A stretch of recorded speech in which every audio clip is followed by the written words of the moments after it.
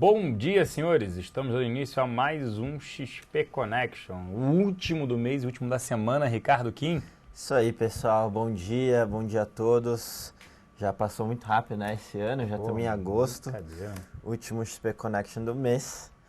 Bastante coisa para conversar, tanto em termos de papéis, macro, micro, enfim, oportunidades de investimento, que eu acho que é o mais importante aqui, é o nosso papel, para tentar ajudar todos a investir melhor. Mas antes de qualquer coisa, bom dia para todo mundo.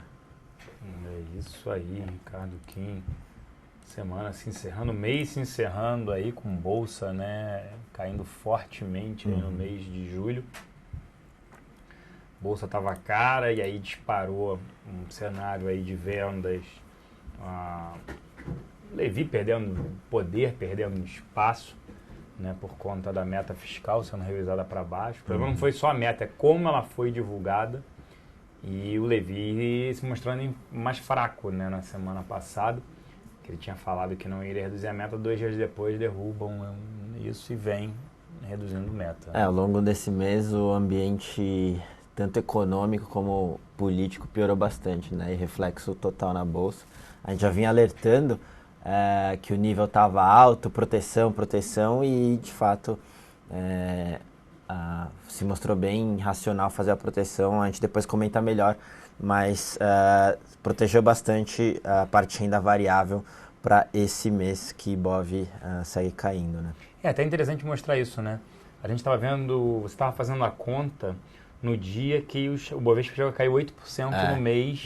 Aí você comparou com as nossas carteiras e quem tinha montado proteção. Então até é legal passar isso pro pessoal, né? A gente estava fazendo levantamento até, enfim, o dia 27 mais ou menos, foi quando a Bolsa estava com aquela queda acumulada no mês de 8%. Então a Bolsa como um todo caía 8% no mês. A nossa carteira, a XP, ela caía menos que a Bolsa, caía 6,5%.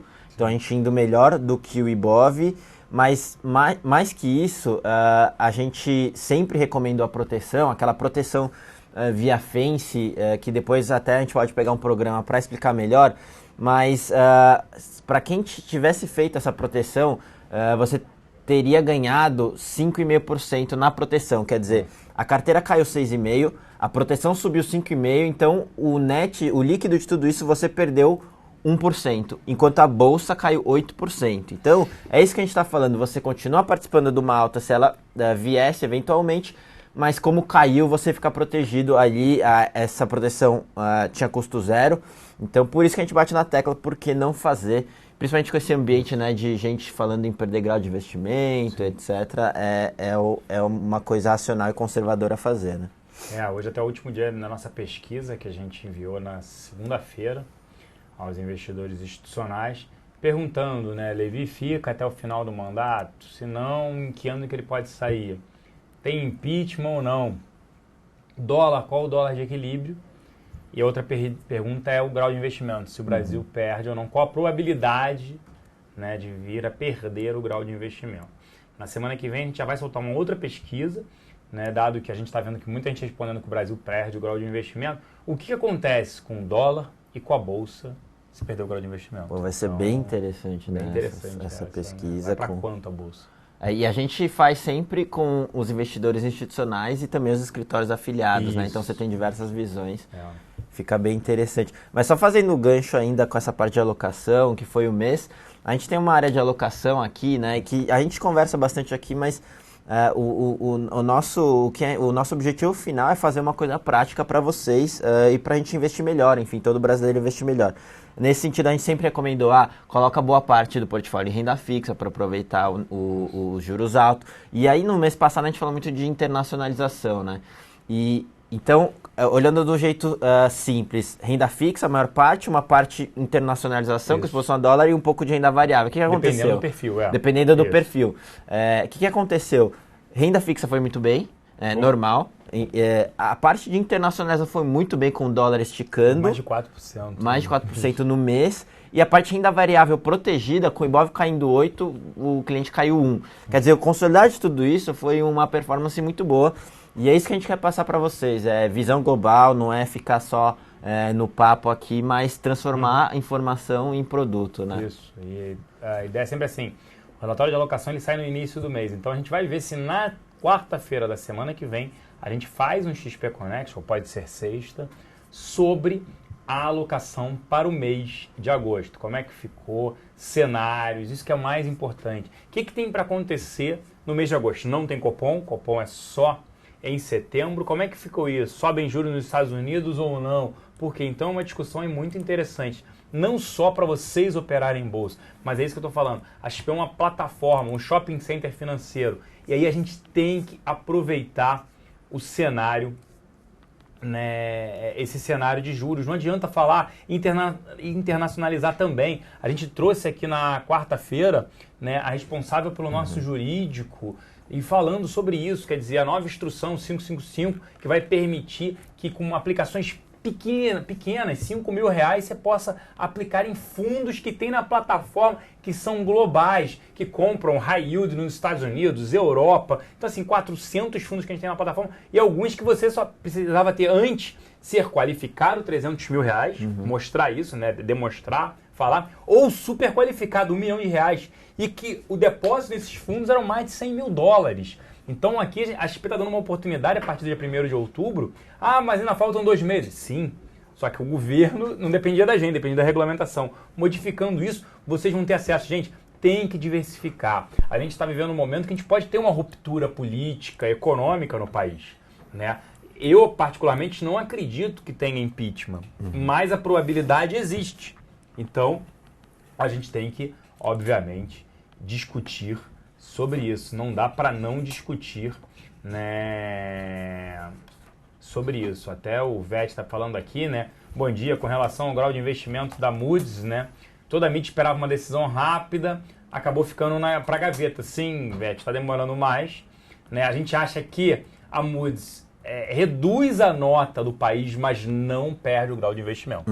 Né? Ela mantém. O que a gente vai ter que olhar vai ser a perspectiva que ela vai colocar. Tá? Esse que eu acho que é o grande desafio, o grande ponto. A conversa para perder o grau de investimento parece que está mais para o ano que vem, né? Isso.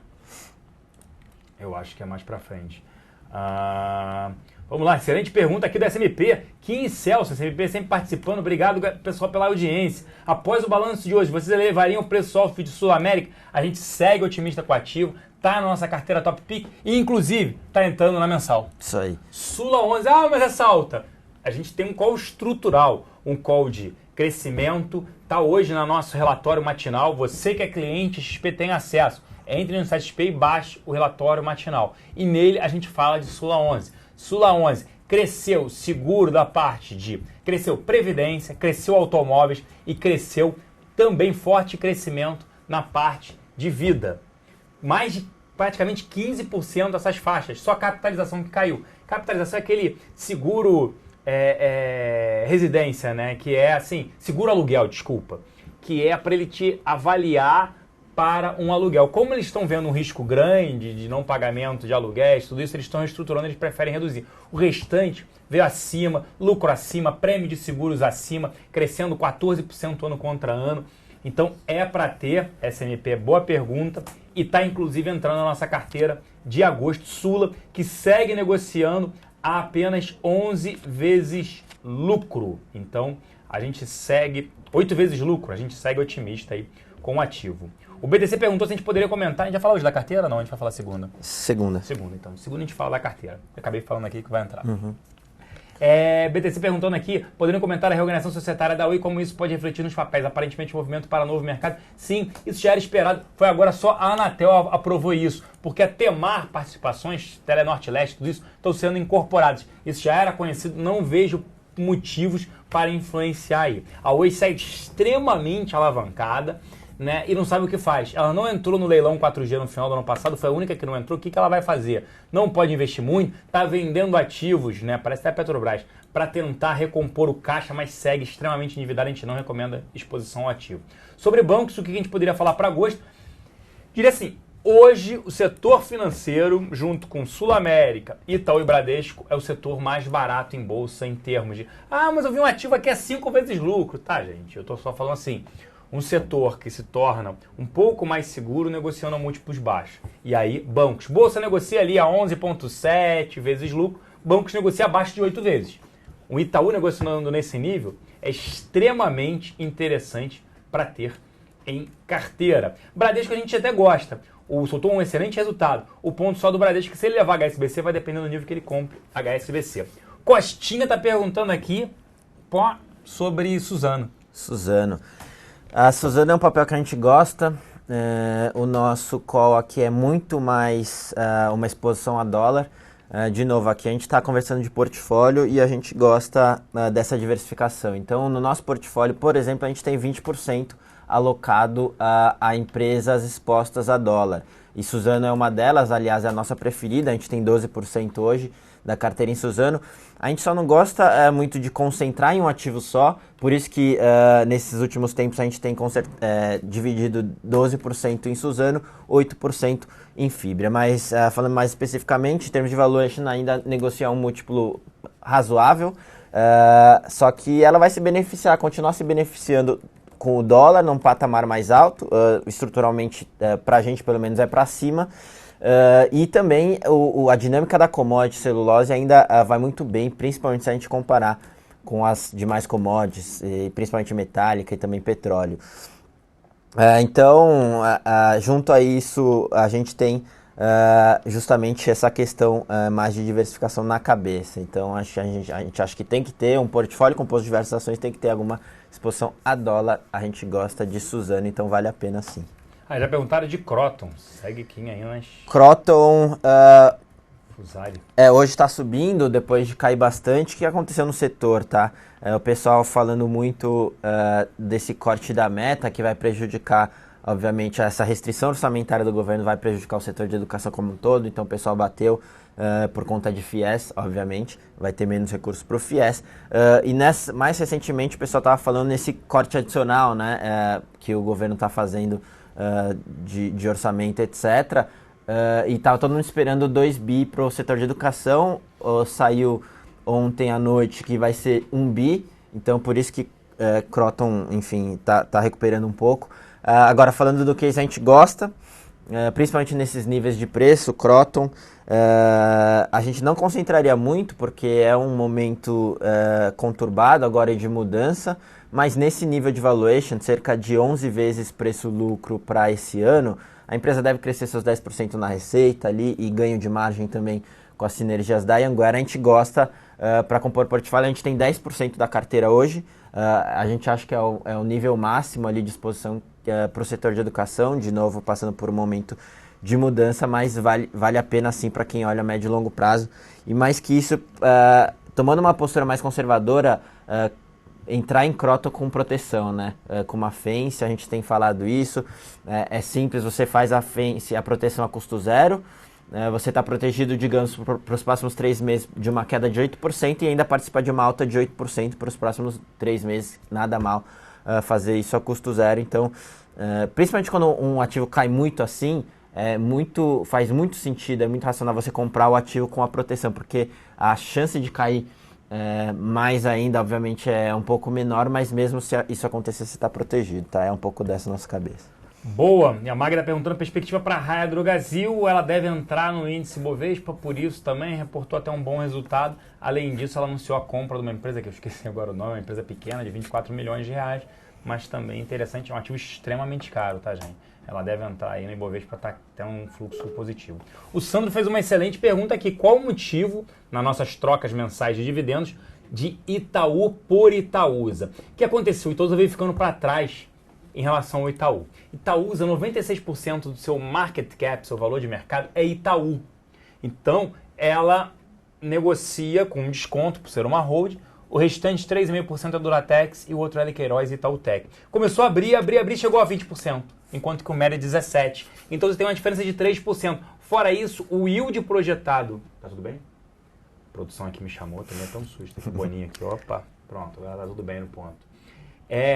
O yield projetado para Itaúsa chega a 5% e Itaú está 4,2%. Ah, mas é só 0,80%. É 0,80% com desconto de 3%. Então, se você for avaliar, dá quase 4% de diferença uma para outra. Então, por isso, como Itaúsa veio ficando para trás em relação ao Itaú, em relação a desempenho, a gente preferiu trocar. É um ativo muito parecido e não faz sentido ter essa diferença. Como são 4%, mesmo com cara gás, corretagem cheia na entrada e na saída, ainda vale a pena essa troca. Itaúsa acabou se tornando mais barato. Itaúsa aumentou esse desconto também muito por conta, a gente acredita, de liquidez. Lembrando aí, né, o mês de julho mesmo, você teve uma liquidez bem menor na Bolsa Brasileira. E como é um ativo que negocia menos diariamente, então é por isso. Maior dividend yield e maior desconto de holding operacional. Isso aconteceu com quase todas as holdings operacionais, Bradespar, Vale, Goal e GGBR, nem se fala. Então, por isso. Petrobras, se sobe, Davidson, a gente não olha assim, no mercado curto prazo, a gente não faz uma análise técnica, né? A nossa área de análise faz uma análise muito mais fundamentalista. E a nossa área de análise acredita que Petrobras, né, deve reportar um resultado semana que vem, quinta-feira à noite, ainda fraco, um resultado com números bem piores do que foi o do primeiro trimestre, e ela tem um problema sério, que é a dívida líquida sobre resultado operacional sobre EBITDA, que deve seguir se elevando, né? Pediram para falar também, Suzano, a gente já falou, se a gente recomenda alguma exposição a Klabin, não está em um cenário melhor para ativos expostos ao dólar do que Suzano e Fibria? Boa pergunta até. Klabin tem um pouco menos de exposição, ela é um pouco mais posicionada para mercado interno, e principalmente papel, embalagem, então ela pega um pouquinho mais a questão da desaceleração da economia. Então, ela negocia estruturalmente a um múltiplo maior, por isso que a gente ainda prefere, para um call de dólar, muito, assim, é bem clara, se você quer fazer um call de dólar, muito melhor você estar exposto em Suzano e Fibra, que tem exposição maior. No caso, até Fibra tem uma exposição muito grande, 90% da venda de celulose vai para fora. Então, é um pouco disso. Se o seu intuito é ficar com exposição a dólar, tem que ir para as outras e não Klabin, tá? Boa, Kim. Então aí fizeram aqui a pergunta, uma outra pergunta foi se pode comentar a situação da OPA, não tem nada novo, nada atualizado. Então, infelizmente, estamos ali à mercê da empresa da BAT, né, British American Tobacco, anunciar ou não uma mudança, se vai mudar, se permanece a oferta, não tem nada novo, por isso até que as ações acabaram aí apresentando uma performance pior, não estão mais negociando por resultado e muito mais em relação aos resultados, mas muito mais em relação à oferta. O que a gente acha de Brasil Food, JBS, e se a gente poderia comentar as perspectivas de Minerva? Vamos falar das três. Particularmente, a gente aqui na nossa área de análise, a gente não recomenda exposição a frigoríficos nem a Brasil Foods. Brasil Foods reportou um bom resultado, levemente acima das expectativas, com margem EBITDA maior do que se esperava, e ela não é um frigorífico, né? É uma empresa muito mais hoje de pratos prontos, de soluções, digamos assim, do que isso. 50% da Brasil Foods é mercado doméstico. A gente está vendo uma desaceleração forte que a gente acredita que impacte negativamente a companhia. Fora isso, ela está negociando a quase 23 vezes lucro. Quer ter Brasil Foods? Só com uma proteção via FENS. JBS até o momento é positivo, só que a gente não gosta, digamos assim, da governança corporativa da companhia. Ela tem uma grande exposição depois que ela comprou diversas empresas nos Estados Unidos, grande parte da receita vem por lá, mas a gente já viu isso, que notícias até envolvendo, né, a CPI, fala-se aí do BNDES, poderiam aí gerar problemas para a companhia. Grandes chances para o segundo semestre, o Cunha já batendo na tela que vai ter CPI do BNDES, vamos ver. É um risco muito grande, né? Essa é muito mais, eu diria, para operar no day trade do que qualquer outra coisa, swing do que qualquer outra coisa. Minerva já é uma excelente empresa, tá? Ela se beneficia da parte de abertura do mercado nos Estados Unidos, primeiro porque ela é pequena, segundo porque ela não tem nenhuma filial lá, como é o caso da JBS. Então, por ser pequena, a representatividade de exportação é maior para ela. Fora isso, a chancela da liberação de carne para os Estados Unidos vão abrir mercados como Japão, Singapura e Coreia do Sul. Isso pode incrementar suas vendas. Se tivesse que ter, falar assim, você tem que ter um ativo no setor de frigorífico obrigatoriamente, aí sim falaria para ter Minerva. Se a gente falou de pão de açúcar, não. A remodelação na América Latina é favorável ao papel do Brasil?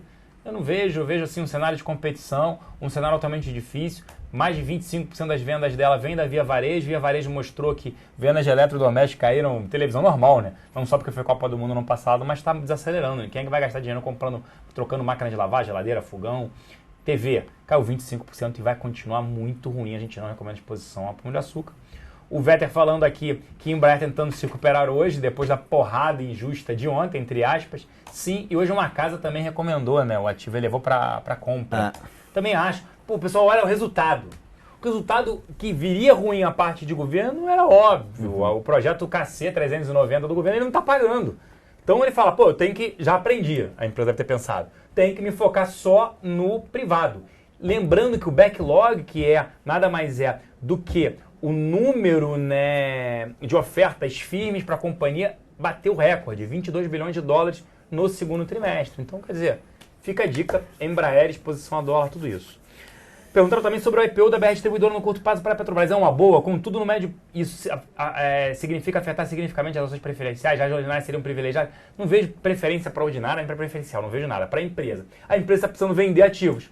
E aí, vai ser bom ou ruim? Vai depender do preço, se tem demanda, se não tem. Cenário altamente desafiador para realizar um IPO no atual cenário. Já comentamos de Embraer. Marfrig, a gente não... a péssima gestão. A gente fala de governança. Marfrig, governança muito ruim, a gente prefere seguir fora. Se a gente acredita que o petróleo é $100 em 2020, pô, não sei o que vai acontecer, AgaTrader, amanhã. Pô, é difícil. Prever petróleo, a primeira coisa que você sabe é que vai estar errado, o número dele, né? Previsão de petróleo. É extremamente complicado você prever commodities. Não vejo subindo. Só que a gente está em 2015. Falar que vai estar $100 daqui a 5 anos. Eu lembro do petróleo a $10 e ninguém falava que ia 20. Aí voou para 20, não vai a 40, foi a 40. Eu vi um cara acertando. Só que esse mesmo cara falou que a 100 foi. Depois ele falou que a 200, aí ele errou. Então deve ter subido a cabeça. Eu só vi um cara. Difícil prever. Qualquer número que eu fale aqui vai ser chutômetro. Eu tenho que olhar. Para impactar a Petrobras, você tem que olhar esse ano e ano que vem. E mesmo ano que vem eu não vejo recuperação assim do petróleo. Irã está entrando na jogada. Quer dizer, o OPEP também.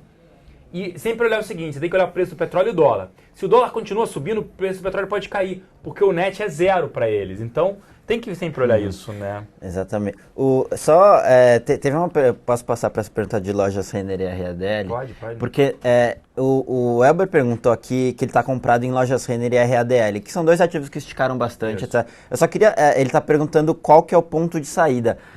Eu queria passar uma ideia bem interessante e prática, para a gente não ficar entrando em teoria de quando seria o ponto de saída, mas uma bela alternativa é você fazer uma proteção, né? Uma proteção via produtos estruturados, porque imagina, eu vou dar um exemplo para daqui 3 meses, 3 meses, o seu período de investimento é os próximos 3 meses. Então, em vez de você colocar um stop de 5%, ali no papel, você pode colocar uma proteção que a custo zero vai te proteger 8%, no período e você vai continuar participando de uma alta de 8%. Então, melhor que... Se o papel cair 5%, você não vai perder nada, porque você está protegido. Então, por que você não faz uma proteção a custo zero e põe o seu stop mais 5% abaixo? Então, você vai ter um colchão de, em vez de 5% de stop, o seu stop vai pular para 13%.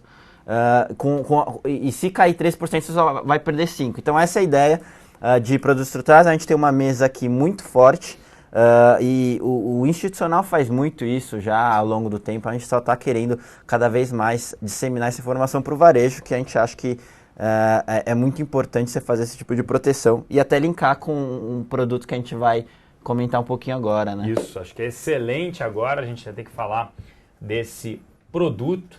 Por isso que hoje aqui eu trouxe novamente a Maitê Catar. Bom dia, Maitê.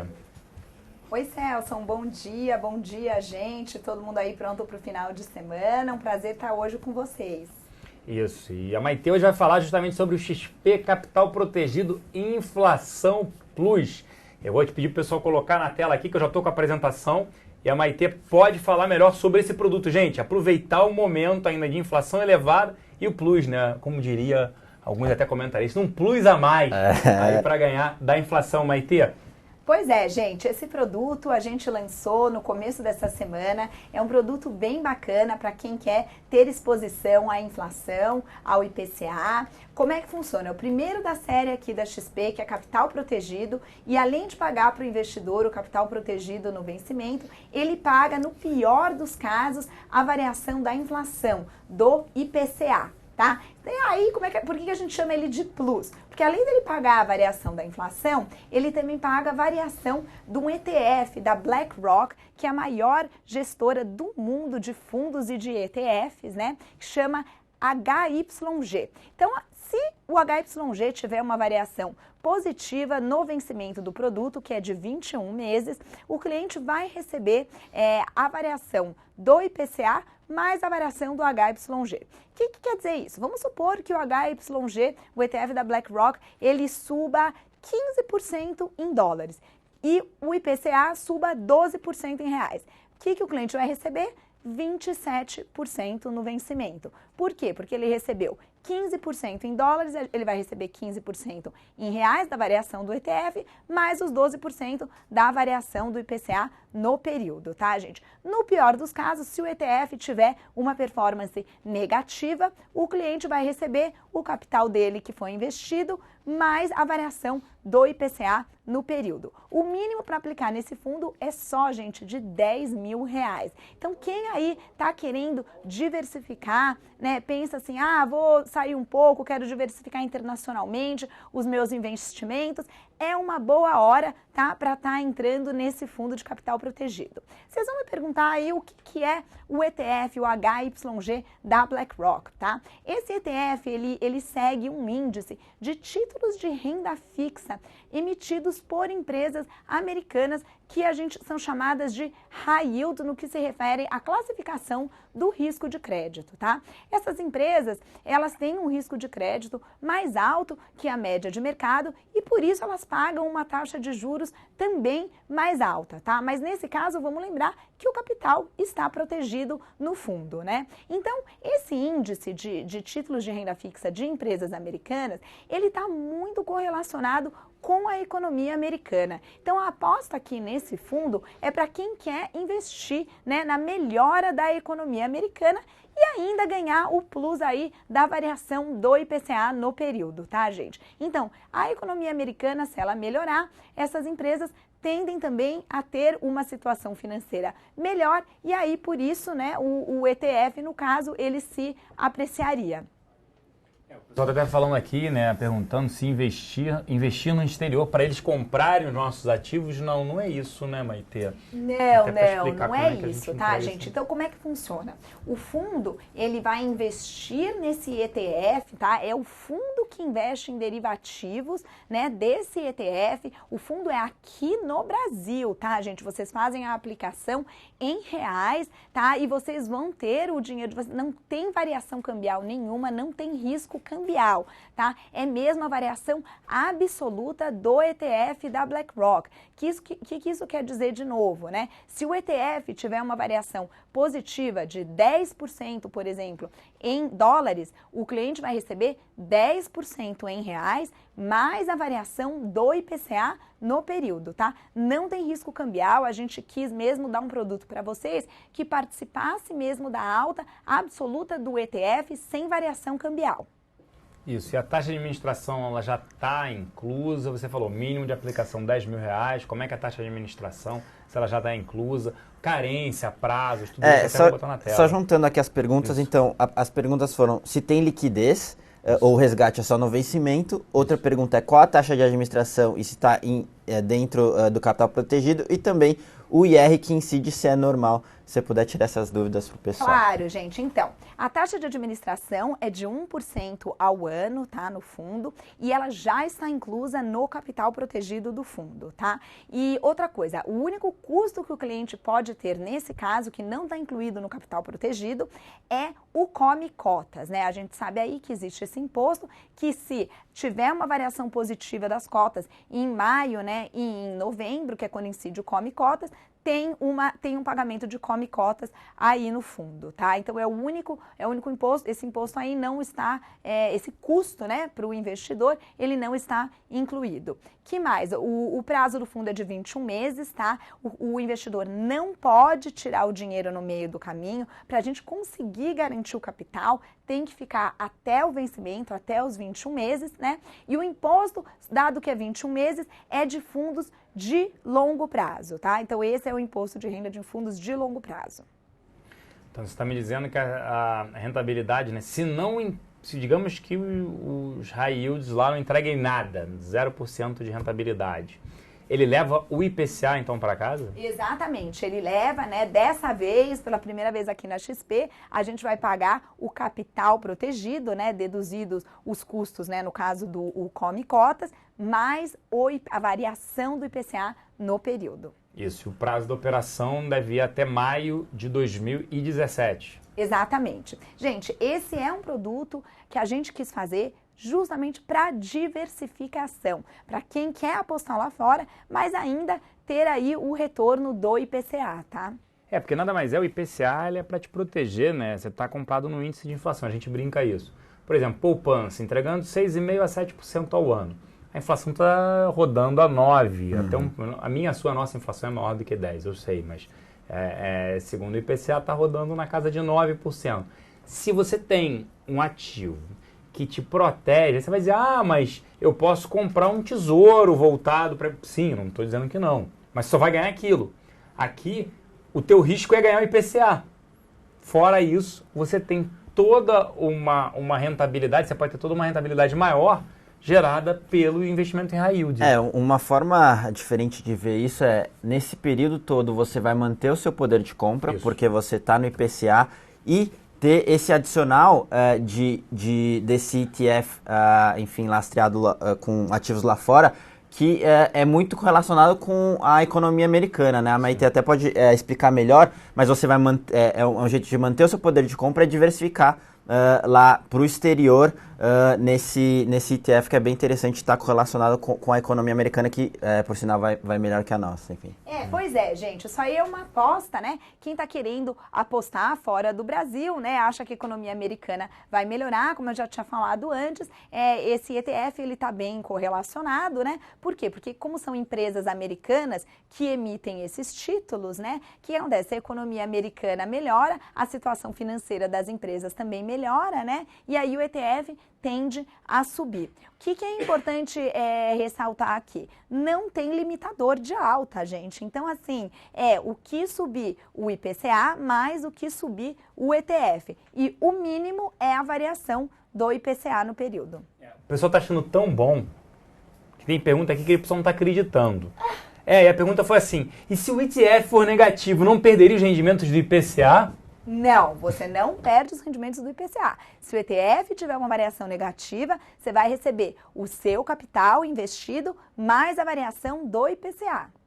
Só lembrando, antes nossos os fundos de capital protegido aqui eram ações, até outros fundos, onde você não perdia o seu dinheiro investido. E aí tinha gente que comparava, comparar a banana com maçã, dizendo, mas a Selic me entrega um retorno maior. Depende, você está comprado numa ação, era a maneira de você comprar uma ação, e se ela apresentasse um desempenho negativo, você levasse pelo menos o seu dinheiro de volta. Aqui não, gente, olha só, pensa no seguinte, foi o que falou o Kim, você mantém o seu poder de compra, você está atrelado no mínimo à inflação, IPCA Brasil, e comprando uma diversificação, que a gente sempre fala, internacional, voltada para ativos lá fora, para uma economia que vem apresentando, mas os números não estão tão bons, mas bem melhores do que a nossa, né? A gente está em recessão esse ano, provavelmente eu diria que ano que vem é recessão de novo, podendo perder o grau de investimento, lá não, com um cenário muito melhor de consumo lá do que aqui. Então, quer dizer, você já leva o IPCA para casa garantido e ainda tem um ganho.